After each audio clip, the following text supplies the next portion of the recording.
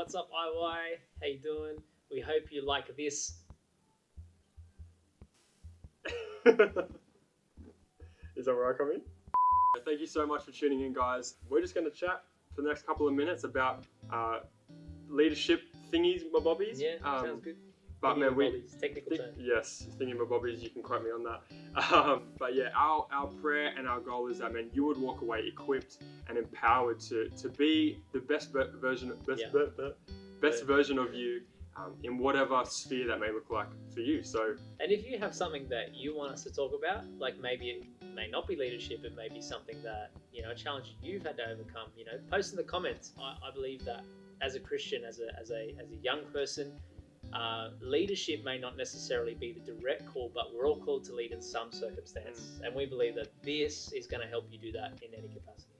So, Nath, yes, you have just stepped into the youth pastor role at Inspired Church, so congratulations on that. Man. Thank you. Now, knowing you for a little bit, I've known you for a couple of years now, and I've watched you kind of step into that role. And I guess tonight I'm just curious as to what has been some keys as a leader up and coming and then becoming a youth pastor? What has been some things that has helped you to step into that role? The first thing that comes to my mind is consistency.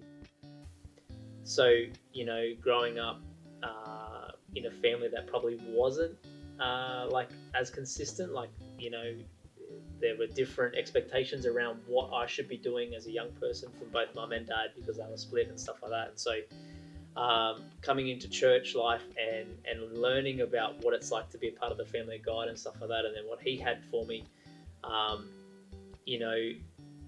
to be where I am now, I have actually had to be just consistently willing to serve, consistently willing to turn up, consistently willing to sacrifice my time, my energy, and I've had to cut out things as well, bad relationships, negativity, all that sort of stuff. You have to cut that out. But I'd definitely say one of the keys for me has to be consistency. And then on that, I'd probably say faith. It's a faith journey. To get to this point in my life now, I don't look at it as it's a destination that I've reached, and now I'm here. I can just relax or I can chill or whatever. It's a journey, I think, and every time I move forward in that journey, I have this mentality that this is a new beginning, and it's just the beginning. There's so much more. There's so much more I can do now. Or there's so much more I've got to do, or I get to do, all that sort of stuff. So it's a consistency and faithfulness. So yeah, like I said, having faith in this, believing that even in the tough times, bro, because there are times where I felt like maybe I'm not called to this. Right. People would doubt me. I'd have moments where, I'd not know what to do. I'd have decisions that I need to make, and I'm like, I don't even know what to do here. But then God just constantly reminding me, number one, of His goodness. When I do struggle in those spaces, that He is good. That I may not know everything, but He definitely does. He has a plan for my life. He's the reason I am where I am. And yeah, so knowing that, having that faith journey with God, and just trusting that He's really got my back. That's awesome. Because there have been times where I feel like, people let you down all the time, and it's no different for a minister. It's no different for a pastor. I feel, people are it's always a I wouldn't say a challenge. It's always something to navigate people's emotions, feelings, how they receive you, how they're receiving different things in their world, and understanding that, that what I carry within me, the gospel message can be quite offensive to people, and that people can be offended by that. And so learning how not to take that personally as well. I think there's a lot of layers to ministry, a lot of layers to pastoring. A lot of people, I imagine people would see it as, you spend time with people and you have coffee with people and stuff. That is an element of what we do. But there is so much more to it, and so much depth that is required for it that has taken place over my journey. Right. And I've just been thinking about it this week. God is not into waste. He's not into wasting what He's what has happened in your life. Romans 8:28 says, "I work all things." God says, He says, "I work all things for the good of those who love Him." Together, He works them together. So, like the things that I've been through and the call of God, He works them and intertwines them together to actually make me the best possible minister I can be in this walk of life. That's cool. And then the other thing I would say, so consistency, faithfulness, and humility and hunger is probably the other two keys there. Because you've got to, like for me personally, like I can get a bit big-headed sometimes, and like if I do something well, I'm like, yeah, awesome, but like I have nothing of me to offer this world that's going to have an impact.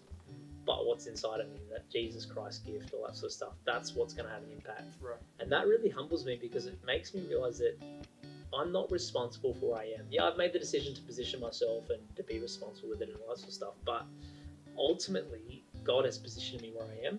And that humbles me because it says that there's really nothing that I could have done to expedite that or make that better or make it more awesome. I am where I am by the grace of God, kind of thing. And then hungry, like you've got to be hungry for it too. Because no one can want it for you more than you want it for yourself. And if you want it, there's a price that comes with that. Like with anything, like if you want a job, there's a dream job that you've got in your heart, there's going to be sacrifice for that. You're going to have to put long hours in to study and become the best in that field if you want to be competitive in that space, or even sport. Like you've got to spend the time practicing, when no one else is at the pitch, you've got to be down there training.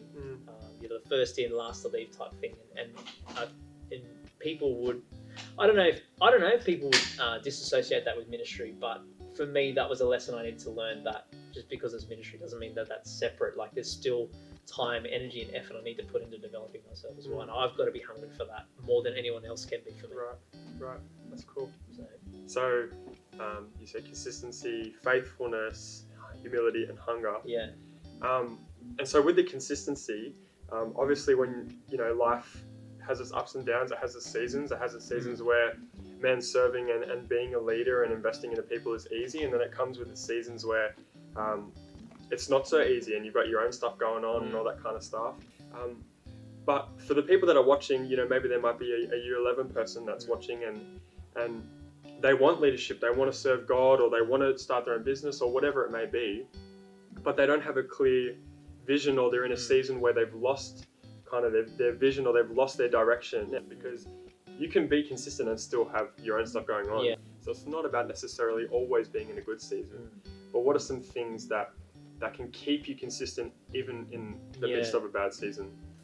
It's very circumstantial. Like it just depends on what's going on. Right. Like just on a side note, I reckon, as humans, as humanity, we're quite emotional beings at times, and we it's particularly in our generation now, we fluctuate a lot with our emotions and stuff like that. And I think God has called us to be, He says in His Word, like we can pray and we can receive peace that goes beyond all understanding. It's non-generational, doesn't discriminate. It's applicable to anyone who can receive it. And I feel like, a lot of us will do this when God is just calling us to be that stable, peaceful influence. A lot of people will say mountaintop experiences and valley lows. Like you've been a Christian for 5 seconds, you would have heard that. The valley lows, the valley low is like when you're going through a tough season and it's hard and it hurts, and that's when Psalms 23 comes out, like they'll walk through the valley of the shadow of death. Like, and then when you're on the mountaintop, it's amazing. Like I'm having a great time. But I actually think God has called us to be more stable, more consistent. That doesn't mean bad things won't happen. But how we deal with that, it stops us from plummeting so far, or stops us from going so high. It just keeps us in that neutral level position. And I feel like real influence comes from that. Real influence comes from that consistency, level-headedness of, understanding, okay, this is tough, but I believe this is what God's called me to do. So to go back to your question, I feel God has, stamped on my heart what the dreams are for my life. And so whenever things would get tough, whenever I'd feel like it's not worth it, I would just go to that place of, hang on a second, what else is there for me to do? I'm completely sold out for this. I've given my life for this. I literally have no backup options. And it's not to say like I don't have skills and stuff like that wouldn't be applicable in a normal workplace, because they would be. I work for a school where the skills that I have here are completely transferable because I work with people. Ultimately, I believe that this is what God's called me to be. So, young person, if you've got a dream in your heart, don't be discouraged just because it's hard. Don't be discouraged just because you can't get your foot in the door straight away. If it was easy to do, everyone will be doing what you want to do. But it's going to take just one person to rise up and create something influential in the space that you're dreaming about, and all of a sudden you revolutionize the industry. Don't let your age, diffuse that dream in your heart, because you'll never be satisfied. If it is something that is a conviction in your spirit, you cannot shake it. You'll never be satisfied unless you pursue it. And I love what you said about how it's not necessarily that bad things won't happen, but it's how you respond to that. That's the key. Yeah. That it's not about going for the goal. It's not about chasing great seasons all the time. Yeah. But there's actually power in recognizing that, you know what, the seasons are going to come. Yeah. I'm going to experience different emotions, but how I respond to those different emotions is the key that's going to keep me consistent. I love that. That's it. You're not responsible for what has happened to you. All the bad stuff that's happened to you, all the good stuff that's happened, you're not necessarily responsible for what has come your way. People talk about karma and all that sort of stuff, but I don't necessarily think that this is cosmic power other than God in the universe trying to pay you back for all the bad things you've done. Jesus said that when he went to the cross, he took all of that with him, and that when we rise in him, there's new life, there's no condemnation, meaning that there's no evil for evil. And I think that's something that helped propel me along that journey of going, wow, I'm not responsible for what had happened to me when I was younger, but I am responsible for how I respond. And I think some people who have that stuff happening to them and have had bad things happen to them and all that sort of stuff will then take it out on people. And so it's about learning in my life that I can't use the things that have happened to me to leverage opportunity for myself. Basically, it's like just giving me a scar that I can talk about and say, hey, remember this, look at this scar, this is what happened here. Right. Pretty much. That's cool, man. So, faithfulness, consistency, hunger, humility. Yeah. I'm curious as to what hunger looked like for you, because we may have Year 9 students, Year 8 students, Year 12 students, right? And they have a goal. What does hunger practically look like? Because you can have a dream to be a pastor, you can have a dream to start a YouTube channel, and you could be hungry for it. Yeah. But if you just sit on that hunger, it never becomes anything. And so practically, what did that look like for you? Imagine not eating for a week. And well, yeah, clearly looks like I haven't yeah, anyway. I mean, we look like we eat, so. But imagine not eating for a week, and this KFC, it's locked in a cage and actually been sitting there for a couple of days, and it's disgusting. But you are so hungry, you'll work out a way to get in that cage. You'll invent your own kind of angle grinder just to get into that cage and chow down that dirty bird. Even though it's disgusting because it's been sitting there for a couple of days, you will do whatever you can to get that food. And I think that's what it's got to be. You've got to do, not ambitiously, not step over people, because the Bible talks about not being ambitious, like put aside selfish ambition for one another. But it's about an ambition to see the dreams that God has placed in your heart to move you forward. If you have to destroy someone to get to where you need to go, that's not the path that God has for you. So the plan that is in your heart, what God has for you, will be outworked, and it will demonstrate the love of Christ. It will show people that you are a Christian. That's cool. But God uses those who want to be used.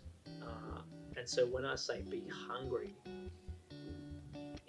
I'm not doing what I do to be better than any youth pastor, or I'm not doing what I do to have a better youth ministry than anyone else. I'm doing what I do so that our young people will encounter the living, loving God. And I'm not just our young people, but Liverpool and beyond. Right. So I do what I do because for the kingdom of God. And so my ambition is not to, beat the youth ministry down the road, or, be better than this youth pastor over here. It's, how can I add value to the youth pastor community? How can I add value to the youth community? And it's that kind of hunger that drives me. But when you sacrifice your professional development for the snack, when you sacrifice the main meal for the snack, you'll always be fat and unhealthy. You'll always be apathetic towards your goals, always be apathetic towards your dreams and what God has for you. You'll always feel like you'll never be able to achieve it.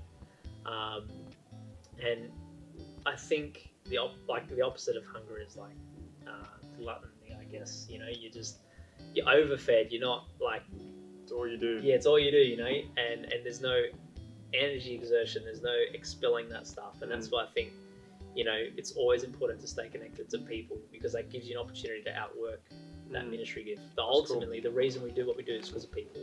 So you're going to have to do something with people. So you got to be hungry, be fed, and then exert that. It's the key to staying hungry. That's cool. And I think something that I've been really enjoying hearing you speak about is just this idea of, I had this dream that, and you kind of call it a God dream, something that you really feel God has placed within you. And even like when I was growing up, I had kind of this idea that only some people had a God dream and then other people didn't. But the reality is, and the really cool thing is that regardless of who you are, regardless of what you've done, regardless of who your parents are or what fast food place you eat from, everyone's got a God dream inside of them. And so from what the sounds of it, it sounds like you always knew what your God dream was, but the reality is you didn't. But how as a young person would I awaken that or realize that? Yeah, so God has, over time revealed to me little bits and pieces at a time, and he's just kind of left me hanging enough for me to go, oh, I want more, tell me more. And God's like, no, come on, like, let's go. Like, right. It's like when you watch like a TV series and they always leave you on a cliffhanger to get you to watch the next episode. Like, there'll be a show where it shows you what happens at the end of the episode. You're like, how did that happen? And then the episode goes through and shows you how that happened, and you begin to piece together and you try and guess what's going to happen. And then sometimes you get it, sometimes you don't. I feel like the God journey is a little bit of both. Right. Sometimes he'll give you a word for this season, and this is what he wants you to do. Other times he'll give you a word for the future, and there's no way of knowing how far in the future that is. But it just gives you that hope and that the ability to dream around that and go, okay, cool. Well, there's and it's a God thing where it's always too big for you and it scares you, because that keeps you in that humble space of going, actually, there's nothing I can do that's going to make me get to that point. It has to be God. So, young person, like in this season, whatever you're doing, like honestly, just get before God. The amazing thing about God is he loves his creation so much so that he wants to be with us all the time. And it doesn't necessarily have to be the super spiritual stuff or the religious stuff or anything like that. Reality is he just wants to be with you. And so including him in the plans for your life, going, okay, by 25 I want to be married, kids, have a business, all that sort of stuff. Ask God to come into that. Say, God, come and breathe upon my plans. The Bible says the man plans his ways, but the Lord directs his steps. Yeah. I think I was talking to you about this the other day about, with junior high, you're asking God, what do you want to do with junior high? And God's asking you, what do you want to do with junior high? And I believe that that's God's heart. He wants us to fulfill the desires of our hearts. And if they line up with his will and purpose, then he's all for it. If it doesn't, he readjusts that. Number 2, hang around people you feel you have a similar call with. I can't stress this one enough. It's not as important as the first one, but I'd say it's pretty up there. You have to hang around the right people. I didn't understand that until a couple of years ago when there are some people in my world that it's not that they were bad for me, it was just they weren't going where I wanted to go. And so I had to make the decision to slowly pull away from them. It wasn't a deliberate cut-off. Sometimes you need to do that, but in this space it wasn't the case for me. But you definitely need to hang around people who are in that field, who are heaps far ahead of you. And even if you can't get in the same room with them, hey, there's heaps of young people on YouTube who are giving away that information for next to nothing, who want to help the next generation step into that stuff. So you can surround yourself with those kinds of things. Obviously, always filter it through scripture and always filter it through your leaders or people that you've got.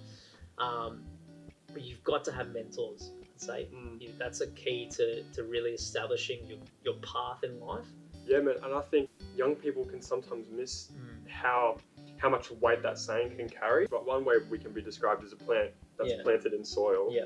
And really a lot of the time, our friends can often be the soil that we're planted in. Yeah. And so if you're surrounding yourself with people that are successful, people that are driven, they're putting things in place to see those goals become reality, oftentimes we can catch a bit of that. Yeah. And we can start to become driven. We can start to implement goals and chase things. Yeah.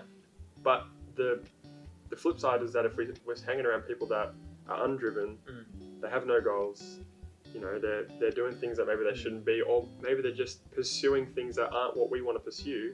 In turn, we can also catch that. Yeah. And so, yeah, I love that. And I think, like, you know, going back to the plant analogy, God loves plants. He's like, it's all through His Word, and He uses it a lot. But you know, the amazing thing about trees is that, like, some trees, when in the community with each other, develop a root system where they share nutrients and they keep each other alive in tough seasons. And so it's not just important for success; it's important for survival. Like, to survive the journey of becoming what God has called you to be. It's tough. It's harsh. Sometimes there's wilderness seasons. Sometimes there's things that will come against you. But that root system, that network, that support that you have will really make or break you. That's awesome. But I think something that came to mind when you were speaking is often as a young person you can hear about God revealing plans and purposes to people. But as young people, sometimes we can expect God to show us all of it. And I think if you can just change your perspective a little bit, it can be really empowering. Is that God just shows you the next step, and sometimes He does show you steps down the road. But most of the time, He'll just show you what to do next. He'll put a prompt in your spirit. He'll present an opportunity to you, and often those little opportunities that don't really seem like big opportunities can be some of the best decisions 100%. You can ever make. That's it. For me, that always meant taking a step, and then God kind of corrects it. Like, just before I make a fatal error, He kind of corrects it, and my footing will be short. And I think just take a step. Have faith. Take a step. See what God will do. Because, like, God's never going to call you to a place and leave you there. You might fail, but in His eyes, you've just grown. You know, you've not actually missed the mark or anything like that. Was it like Jordan's missed like 3,000 game-winning shots? He's been trusted that many times to win the game, and he hasn't. Yet he still was one of the most successful basketball players of all time. They want to put LeBron James in that same category. Get behind me. But no, just going back to the friends thing, like, you know, you got people in your world. I was just thinking about this, who you're too afraid to cut off because of how it will affect them. I actually would challenge that and say that when you're worried about how that will affect them, you're not worried about how it will affect them. You're worried about how it will affect you, because you're basing that decision emotionally of how they will respond to you and how that will make you feel. And relationships ultimately are to be selfless, serving each other. Always challenge the motive behind why you're doing it. That was awesome. I loved hearing about how some keys for you in your leadership journey was faithfulness, it was humility, hunger, it was, what was the last Consistency. thing? Consistency, the thing that we spoke about the most. And then also about your God dream, it was some keys for you was creating spaces in your world to meet with God and to allow God to speak. But also creating spaces for you to get around people that are similarly visioned to you or driven like you, or that can benefit you in some way and you benefit them in some way. And I love that. I love that. So thanks for that. I have a closing thought, right? Yeah. Closing thought. Close us out. Whenever you get a God dream, God vision, God idea in your head, always filter it through your mentor. Always filter it through your leader or your leadership, or if there's those people aren't in your world, find someone. Because, like, I've seen so many people miss the mark by an inch, and it sends them off on a trajectory so far away from what God actually initially planned. It's so important to filter what we think God is speaking to us about and what we're just saying to ourselves. And there's no leader that I would know that would judge any one of you for thinking that God's spoken to you and you've brought it to them, and they may agree with you, they may not, but they're not going to judge you for that. They're not going to think you're weird, not going to think you're like super scary or whatever. Like, they'll embrace you and encourage you and empower you for having that conversation, because it's a hard conversation to have, because sometimes the God dreams really excite us and we're like, well, what if someone says no? Well, ultimately, if God's going to do it, it's going to happen in His time. And I can't stress this enough, God respects the chain of command. He has put that position of leadership in your world for a purpose. So if that leader says something and you feel that's different to what God's placed in your heart, trust in God, trust in your leader, and watch what God will do. God will still work that out in His timing, and it'll probably be better than what you could have done if you forced it. That's awesome. That would be my closing thought. Awesome. So, man, guys, wherever you're watching from, thank you so much for tuning in. Our prayer and our hope is, man, that you would really walk away from these times equipped and empowered to lead and to influence wherever you are and in whatever sphere you're involved in. So, yeah, and make sure that you guys are chucking some things in the comments down below, things that you're passionate about, things that you have questions about, things that you're unsure about. We're keen to chat about anything and everything, and so yeah, chuck it in the comments. Make sure you tune in next time. We love ya. We hope you guys have a great week. Stay safe. We'll see you next time. Make sure you like, subscribe, and share. All right, laters.